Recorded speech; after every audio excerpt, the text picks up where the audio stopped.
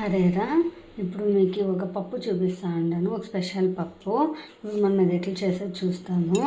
దానికి కడాయి పెట్టుకొని 2-3 స్పూన్లు ఆయిల్ వేసుకొని ఇప్పుడు ఆవాలు వేసుకునేయాలి. ఆవాలు కొంచెం స్ప్లిట్ కావాలి. ఆవాలు స్ప్లిట్ అయినాక కొన్ని జీలకర్ర, ధనియాలు ఇవి ఫ్రై చేసుకోవాలి. ఇప్పుడు జీలకర్ర, ధనియాలు ఫ్రై అయినాక ఎండుమిర్చి, పచ్చిమిర్చి, కరివేపాకు ఇవి నేను ఫ్రై చేసుకుంటాను. ఇప్పుడు వేసిన ఫ్రై అయ్యాక కొద్దిగా ఇంగువ, వెల్లుల్లి రబ్బలు, ఒకటి ఆనియన్ స్మాల్గా కట్ చేసుకొని ఉండేది. ఇవన్నీ ఇప్పుడు ఫ్రై చేసుకొని వేస్తాం. ఇప్పుడు చూడండి, మనం వేయించుకోవాల్సిన ఐటమ్స్ అంతా బాగా వేయిపోయింది.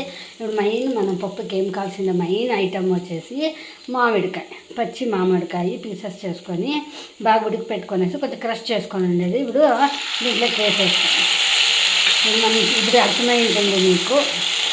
ఇప్పుడు మీకు అర్థమై ఉంటుంది చూడండి.